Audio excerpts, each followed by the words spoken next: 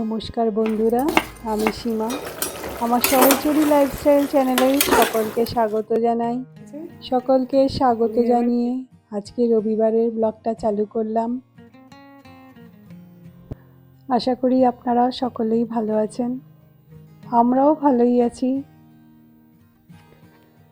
রবিবার দিন সকালবেলা ঘুম থেকে উঠে আগে প্রথমে এই আমার ফিশ অ্যাকোরিয়ামের জলটাকে পাল্টে দিলাম, দিয়ে এই মাছগুলোকে খেতে দিয়ে দিলাম।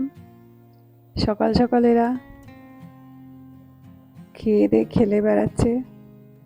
সাধারণত যখনই এদের খেতে দিই সঙ্গে সঙ্গে এরা খায় না, একটু পরে আস্তে আস্তে খায়। এদের খেতে দেওয়া হয়ে যাওয়ার পর চলে গেলাম ব্রেকফাস্টের দিকে। আজকে আমি আমাদের জন্য ধোসা আর সাম্বার বানিয়েছিলাম। এরপর দুপুরের খাবার আজকে আমাদের মাটন হবে।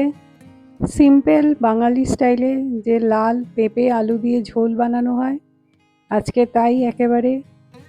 বেশ কিছুদিন ধরে অনেক রকমের আইটেম করে খেয়েছি, চিকেন হোক বা মাটন হোক, সাউথের স্টাইলে নর্থের স্টাইলে। তো আজকে ঠিক করলাম একেবারে বাঙালি স্টাইলে পিওর লাল লাল ঝোল আর ভাত, যেটা বাঙালির সবচেয়ে প্রিয়। আর কিছু বছর আগে পর্যন্ত, বিশেষ করে আমাদের ছোটোবেলায়, ওই রান্নাটাই হতো। আমাদের অবশ্য বাড়িতে রবিবার করে মাংস হতো না, মাছ মাংস ডিম কোনোটাই হতো না, বাবা নিরামিষ খেত। তাই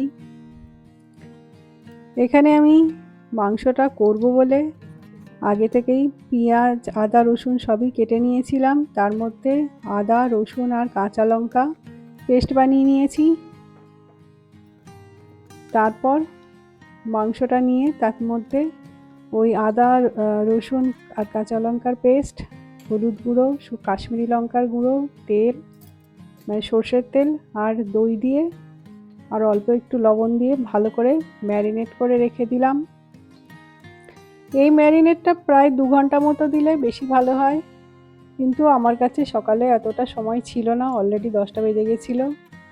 তো সেই জন্য আমি 45 মিনিট মতো এটাকে ম্যারিনেট করে রেখে দিয়েছিলাম।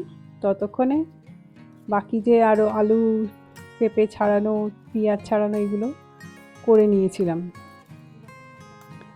তো যা বলছিলাম, ছোটোবেলায় আমাদের ঘরে আমার বাবা নিরামিষ খেত বলে আমরাও নিরামিষই খেতাম। কোনো রকম মাছ মাংস ডিমের কোনো ব্যাপার ছিল না। বাবা বলতো রবিবার দিন পালন করলে রবি স্ট্রং হয়। বিয়ের পরে শ্বশুরবাড়িতে আমার শ্বশুরবাড়ির লোকেরা মানে না, তাই এখানে তো মাংসটাই হতো। আমার হাজব্যান্ডও রবিবার মাংস খেতেই পছন্দ করে, সেজন্য সেই থেকে আমরাও মাংস খেতে শুরু করে দিয়েছি।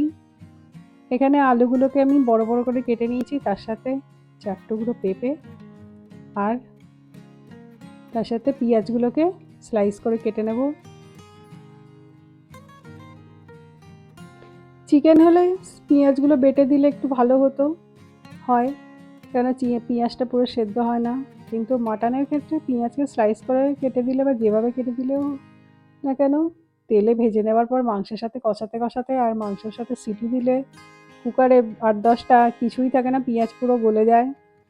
এই জন্য স্লাইস করে কেটে নিলেই হয়ে যায়। তো যা বলছিলাম, এখানে আমি টমেটো একটু বেটে নিয়েছি, আর এই আদা কাঁচা লঙ্কা আর রসুনের পেস্ট, এটাকে সাইডে খানিকটা মাংসে লাগিয়ে মাখিয়েছিলাম আর খানিকটা রেখে দিয়েছি। এটা মাংসের তরকারিটা যখন কষাবো তাতে দিয়ে দেবো। কুকারের মধ্যে আমি সর্ষের তেল আর ঘি দিলাম। ঘি যে কোনো রান্নার টেস্ট বাড়ায়, একটু অল্প ঘি আগে দিয়ে রান্না করলে খুব ভালো লাগে খেতে। আমি সাউথের দিকে রান্নাগুলো দেখেছি এরা ঘি বেশি প্রেফার করে, এই জন্য আমি একটু ঘি দিয়ে রান্না করে দেখি, ভালো লাগে। তো তেল ঘি গরম হয়ে গেলে তার মধ্যে শুকনো লঙ্কা, জিরে আর গোটা গরম মশলা, লং, দারুচিনি, এলাচ এসব দিয়ে একটু ফোড়ন দিয়ে নিলাম। ফোড়ন থেকে গন্ধ বার হলেই যে পেঁয়াজগুলো স্লাইস করে কেটেছিলাম সেইগুলোকে দিয়ে ভালো করে কষতে থাকলাম। পেঁয়াজগুলো ভালো করে ভাজা হলে তবে মাংসের টেস্টটা খোলে। এগুলোকে ভাজতে দিলাম। যতক্ষণ আমার পেঁয়াজটা কষা হচ্ছে ততক্ষণ আমি অন্যদিকের একটা কড়া বসিয়ে তাতে তেল ঢেলে আলু আর পেঁপেগুলোকে ভেজে নিলাম। এগুলো ভাজার সময় অল্প একটু কাশ্মীরি লঙ্কার গুঁড়ো আর হলুদ গুঁড়ো আর অল্প একটু লবণ দিয়ে দিলাম, যাতে লবণটা আলু আর পেঁপের মধ্যে ভালোভাবে মিশে যায়। এগুলোকে দিয়ে ভালো করে অল্প আঁচে নাড়তে থাকলাম এদিকে, আর সাইডে কুকারের মধ্যে পেঁয়াজটাকে কষাতে থাকলাম। আমার দুটো কাজই একসাথে হতে থাকে, এতে একটু সময় বাঁচে। পেঁয়াজটা কষাতে কষাতে ভালো রকমই কষানো হয়ে গেছে। তো এর মধ্যে আদা আর এর যে পেস্টটা ছিল সেটাও দিয়ে দিয়েছিলাম। সেটার ছবিটা ওঠেনি, ক্যামেরাটা তখন বন্ধ হয়ে গেছিলো। যখন এগুলো সবই কষানো হয়ে গেছে মাংসটাকে দিয়ে দিলাম। প্রায় 45 মিনিট মতো আমার ম্যারিনেট করা ছিল। তারপরে মাংস দিয়ে মশলার সঙ্গে ভালো করে কষতে থাকলাম। যেটা বলছিলাম, বিয়ের পরে আমার রবিবার করেই মাংস রান্না হয় শুরু করি। একদিকে একটা সুবিধা হয়ে যায় যে রবিবার দিন তো একটু দেরি করে খাওয়া হয়, মাংস রান্না করতে একটু সময় লাগে। অন্যান্য দিনে আমার হাজব্যান্ড যখন সকাল সকাল অফিস যায় তখন তো আর মাংস রান্না করা যায় না। আর যখন থেকে আমি ব্যাঙ্গালোরে এসেছি আমার মেয়ে তখন ছোট ছিল, সেই জন্য আমি আর তখন বিকাল দিকে রান্না করতে পারতাম না, তাই বিকালে মাংস করারও অভ্যেস নেই আমার। তো রবিবারটাই আমাদের হয়ে গেল মাংস খাওয়ার দিন, আর তার সাথে একটু তুলে রেখে দিলে পরের দিন সোমবার সকালেও হয়ে যায়, এটা একটা বড় সুবিধে। এখানে আমি মাংসের সাথে আজকে কলমি শাক ভাজা করছিলাম, সেই জন্য কড়ার মধ্যে তেল দিয়ে তাতে শুকনো লঙ্কা ফোড়ন আর পেঁয়াজ দিয়ে ভেজে নিলাম ভালো করে, আর অল্প একটু হলুদ আর লবণটা দিইনি অবশ্য, দিয়ে কলমি পাতা ভেজে নিলাম। আমি প্রত্যেক দিনই চেষ্টা করি একটা না একটা শাকের তরকারি রাখতে। শাকের গুণাবলী সবচেয়ে বেশি। তো প্রথমে একটু এটাকে নরম করে নেবো, কেন এতটা ভলিউম আছে, এই ভলিউমে নুনটা ঠিক দেওয়া হবে না। ভলিউমটা শাক সেদ্ধ হয়ে গেলেই কমে যাবে, তখন লবণ দিয়ে দেবো। এদিকে আমি মাংসটার মধ্যে হলুদ, শুকনো লঙ্কা মানে কাশ্মীরি লঙ্কা, ধনে, জিরে, লবণ দিয়ে দিয়েছিলাম, আর টমেটো বাটাটাও দিয়েছিলাম, দিয়ে কষাতে থাকছিলাম। আমার মাংসটা থেকে পুরো তেল বেরিয়ে গেছে, মাংসটা ভালো করে কষানো হয়ে গেছে, অলরেডি সুন্দর লাল রং ধরে নিয়েছে। তো এটাকে আমি এবার কুকারটা বন্ধ করে জল ঢেলে কুকারটা বন্ধ করে এটাকে প্রায় 8 থেকে 10টা সিটি দিয়ে নেব। কেন এগুলো রেয়াজি খাসি, সেদ্ধ হতে একটু সময় লাগে, তো ভালো করে সেদ্ধ করে নেব আগে, তারপরে আবার আলু পেঁপে দিয়ে পরে সেদ্ধ করব। এদিকে আমি মাংসটাকে সেদ্ধ বসিয়ে দিলাম, আর ততক্ষণে আমার যে কলমি পাতা থেকে পুরো জল বেরিয়েছিল সমস্ত জল শুকনো হয়ে গেছে। এবার একটু অল্প করে লবণ দিয়ে নাড়িয়ে একটু ভাজা ভাজা করে নিয়ে এটাকে নামিয়ে দিলাম।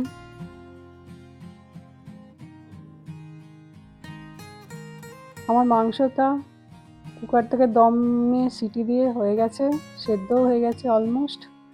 এটার মধ্যে এবার সেকেন্ড টাইম আলু আর পেঁপেটা দিয়ে আর একবার 3 থেকে 4টে সিটি দিয়ে নেব। প্রথমেই আলু আর পেঁপে একসাথে মাংসের সাথে দিলে চিকেন হলে ঠিক থাকতো, কিন্তু মাটন তো আলু পুরো গলে যাবে, কিছুই আর পাওয়া যাবে না। আলু একটু গোটা না থাকলে, একটু পাতে না পড়লে হয় না। বাঙালি আমরা তো আলু খেতে ভালোবাসি, আর মাংসের আলু বিশেষ করে।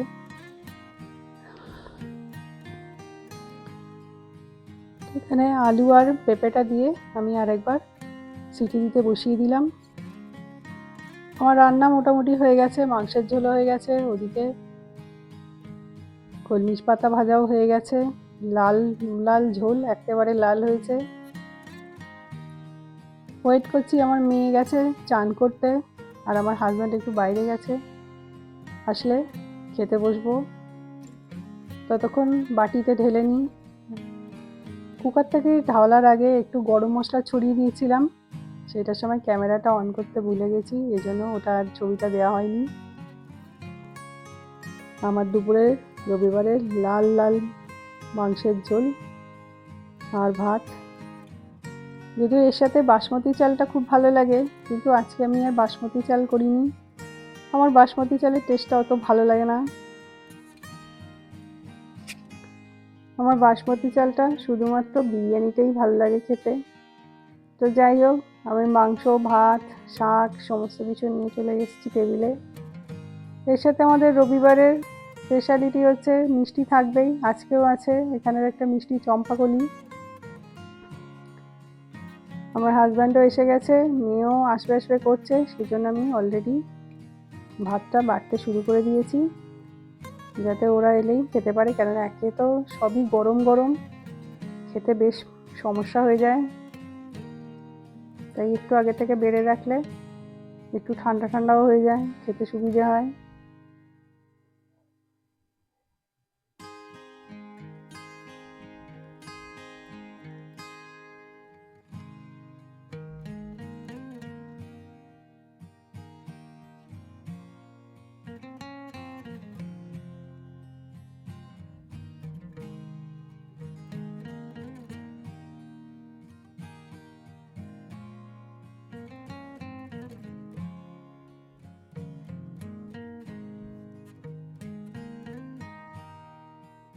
এখানে আমার হাজব্যান্ডের জন্য ভাত বাড়া হয়ে গেছে, মেয়ের জন্য হয়ে গেছে, আমার নিজের জন্য আমি বেড়ে নিয়েছি।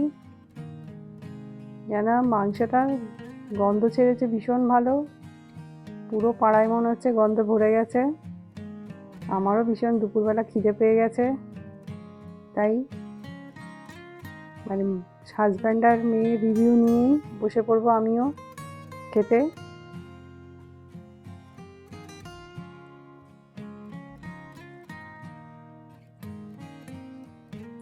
আমি মাংসের ঝোলটা করেছি একেবারে রাত্রিবেলাও কটা রুটি করে নেবো, যাতে হয়ে যায়, সন্ধ্যাবেলা আর যেন কাজ করতে না হয়।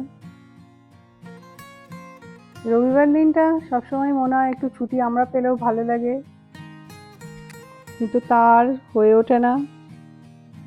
বাইরে হোটেলে খেতে গেলে ছুটি পাওয়া যায়, কিন্তু প্রত্যেক দিন প্রত্যেক সপ্তাহে বাইরে যাওয়াটা সম্ভব নয়।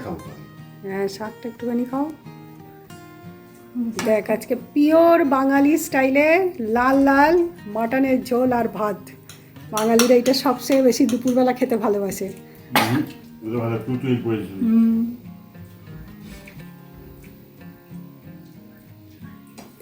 হাতে করে তুললাম। এটাই কলমি শাক বলে না এটাকে তুমি? হ্যাঁ গো, এটা Is the same thing with morning glory? No. Yes. So I am having a morning glory in a Bengali style. Bangkok morning glory in Bengali style. হ্যাঁ, ওরা খায় কী সব দিয়ে করে, আমরাও সব না, আমাদের পেঁয়াজ দিয়ে শুকনো লঙ্কা দিয়ে ভাজা করে খাই। তরকারিটা ঝাল হয়েছে, এই মাথাটা ঝাল হয়েছে, তেল খেয়ে ঝাল লেগেছে, মানে আমার এটা ঝাল মানে না অত ঝাল but like Morning glory Bengali style. Hello,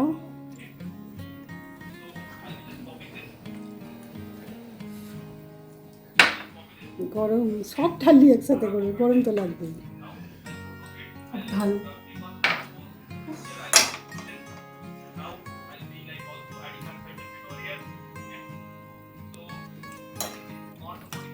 এখান থেকে একটু খেয়ে নিই, তারপরে আমি